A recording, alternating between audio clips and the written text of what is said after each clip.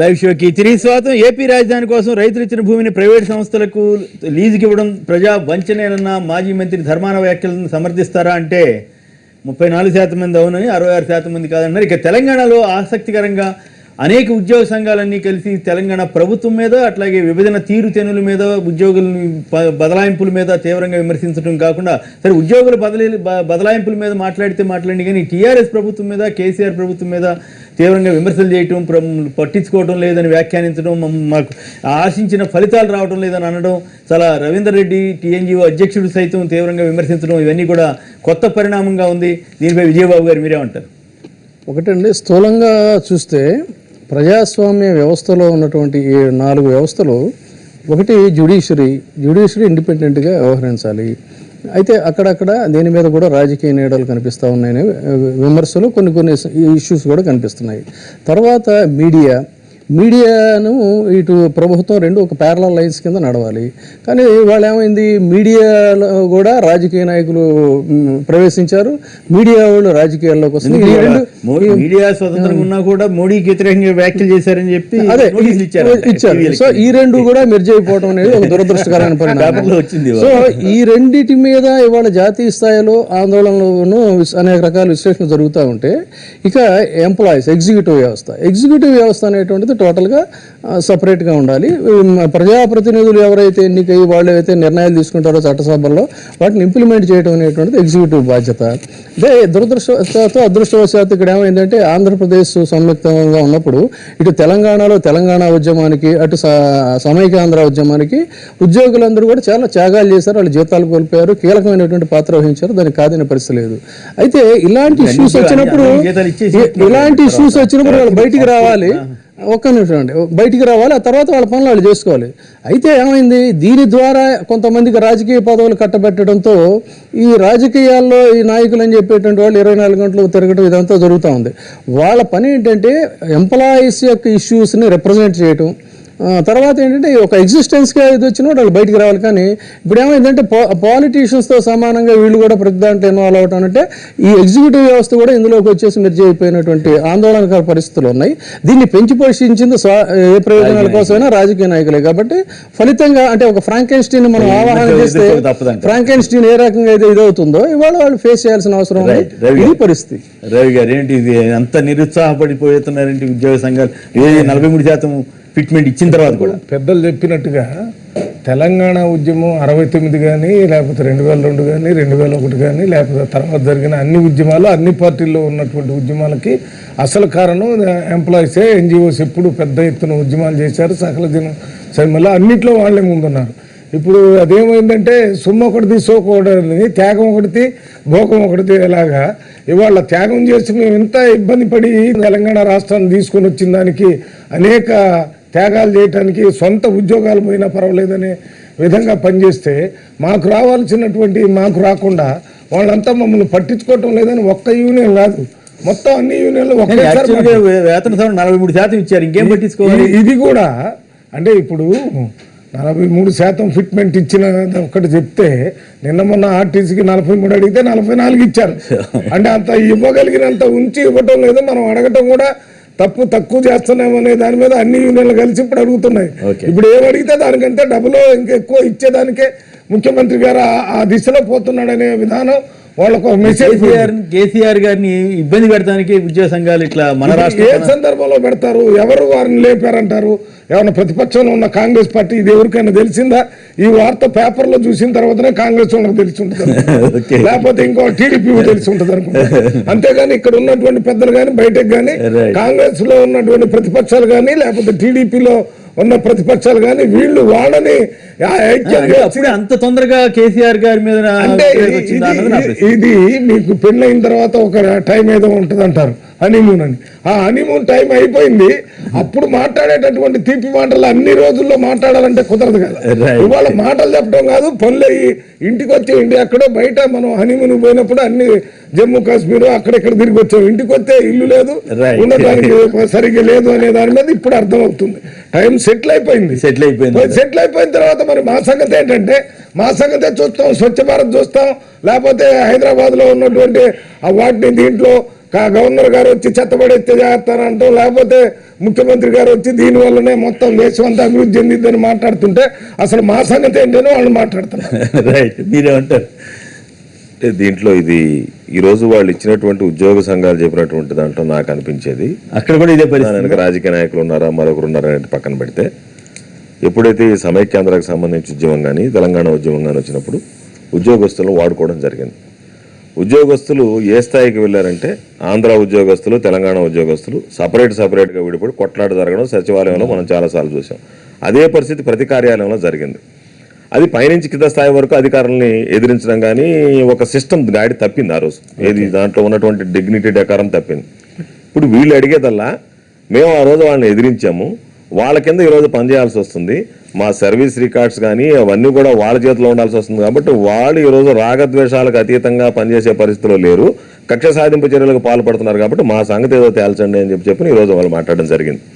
కానీ ఆ రోజు రెచ్చగొట్టడం జరిగింది. కాబట్టి రెచ్చగొట్టినప్పుడు ఆ రోజు వీళ్ళు వెళ్ళి మీరు శాంతించండి మేమేదో దీన్ని పరిష్కరిస్తున్నది కాకుండా ఆ రోజు రెచ్చగొట్టిన తర్వాత ఈ రోజు వాళ్ళు మీ వల్ల మేము నష్టపోయాము, ఉద్యమంలో భాగస్వాములేము, మీరు అధికారంలోకి వచ్చారు కాబట్టి మా సమస్యలు తేల్చండి అని అడిగారు. మసూదన్ రెడ్డి గారు తెలంగాణ జూనియర్ లెక్చరర్ల సంఘం అధ్యక్షుడు, వారు కూడా చాలా ఘాటుగా మాట్లాడారు పేపర్లో చదివాను. ఏమిటి మసూదన్ రెడ్డి గారు సడన్ గా కేసీఆర్ గారి మీద టీఆర్ఎస్ ప్రభుత్వం మీకు ఎందుకు అంత కోపం వచ్చింది?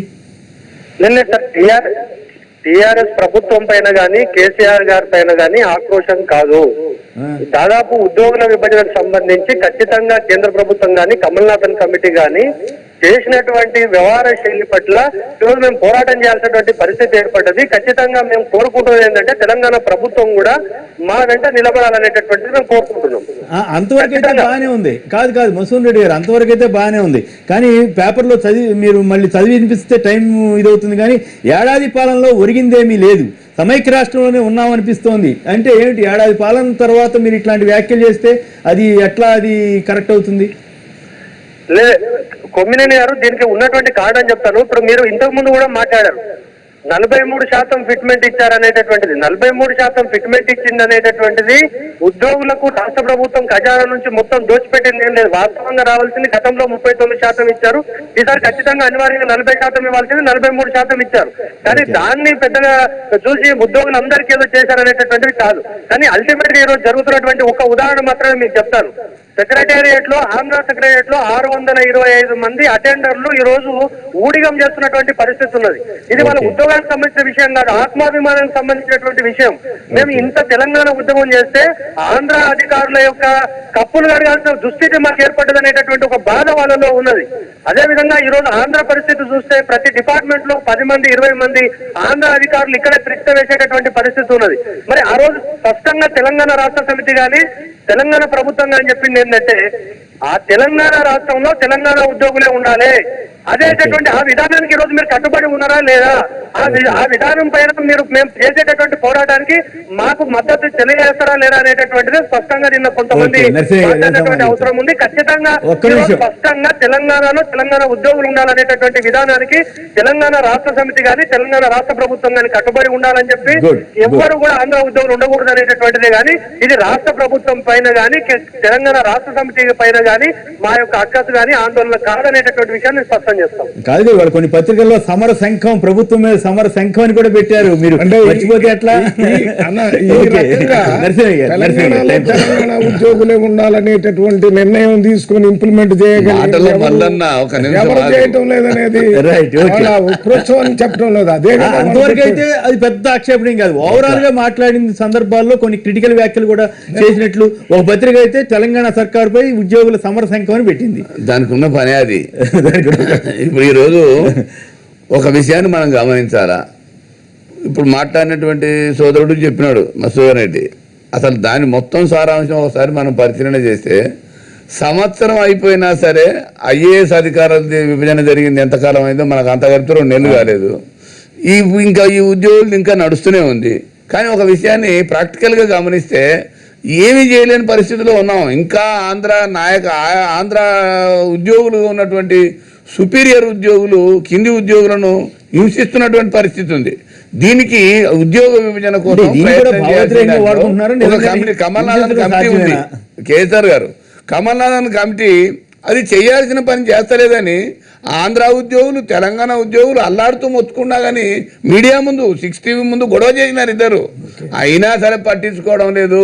అందుకనే ఉద్యోగులు వాళ్ళకున్న ఆక్రోశాన్ని చెప్పినారు తప్ప అది అంతా కేసీఆర్ గారి మీదనే చెప్పినట్టు, కేసీఆర్ గారి ప్రభుత్వం వారికి ఏం చేస్తలేనట్టు, దీన్ని కొన్ని పత్రికలు కావాలని చెప్పేసి అన్ని కోడిగుడ్డు మీద ఈగలు పుట్టించేసి చేయడంలో ఉన్నది. ఈరోజు ఉద్యోగులు గాని ప్రజలు గాని ఏ మేరకు తెలంగాణ రాష్ట్ర ప్రభుత్వం వచ్చినాక అనుభవిస్తున్నారు. మీకు డెడ్ స్టోరేజ్ నుంచి నీళ్ళు ఇచ్చి పంట పండించినటువంటి దమ్ము ధైర్యం ఉన్నటువంటి ప్రభుత్వం కేసీఆర్ గారి ప్రభుత్వం. ఆసరా పథకం లేకున్నా రుణాలు ఇచ్చినా సరే ఈ రోజు ఉన్నటువంటి ఒక మాట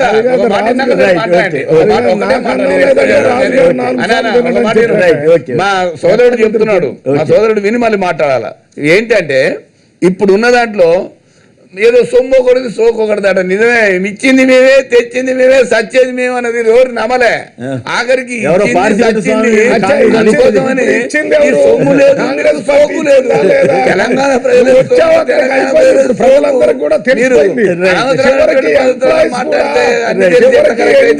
కూడా ఇవాళ బయట మాట్లాడారు. మేము మాట్లాడితే ఎక్కడైనా కాంగ్రెస్ పార్టీ నాయకులు పేపర్లో వచ్చిందా? ఎన్జిఓస్ మాట్లాడింది వాళ్ళది ఎగ్జాగరేట్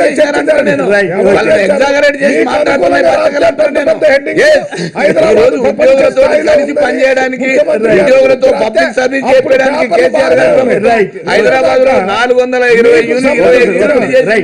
మీరు స్వచ్ఛ భారత్ గురించి పెద్ద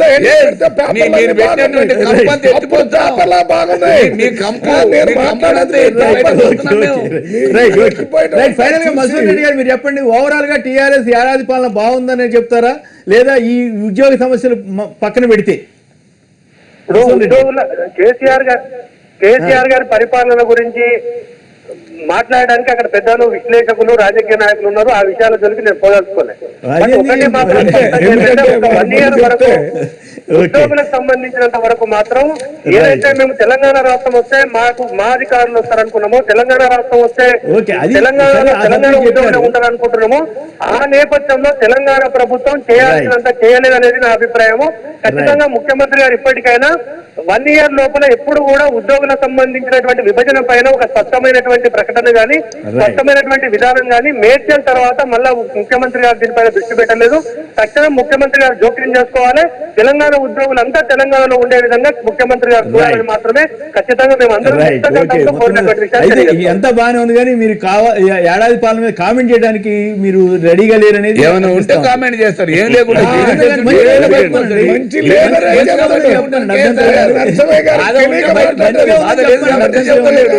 ఎందుకంటే దాంట్లో వార్త వచ్చింది, మీరు లేకపోతే రాహుల్ గాంధీ వస్తాడు దీంట్లో. కానీ అది కూడా పేపర్లో చూసి చాలా క్రిటికల్ రాహుల్ గాంధీ వచ్చి ఇట్లా రకరకాల కామెంట్లు అందువల్ల ఇష్యూ అయింది. రాహుల్ గాంధీ తాత, రాహుల్ గాంధీ తండ్రి పరిపాలన చేసింది. ఏపీ రాజధాని కోసం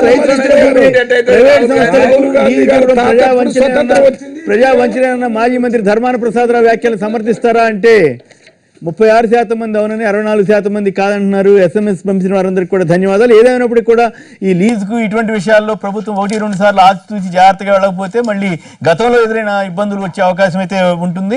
SMS పంపించిన వారందరికీ కూడా ధన్యవాదాలు. గోవర్ధన్ రెడ్డి గారు, డాక్టర్ మల్లి రవి గారు, నోముల నరసింహ గారు, విజయబాబు గారు, బొండా ఉమామహేశ్వరరావు విజయవాడ నుంచి అందరికి కూడా ధన్యవాదాలు. అలాగే మసోన్ రెడ్డి గారికి కూడా. ఇది నేటి వార్తా విశ్లేషణ కార్యక్రమం. నమస్కారం.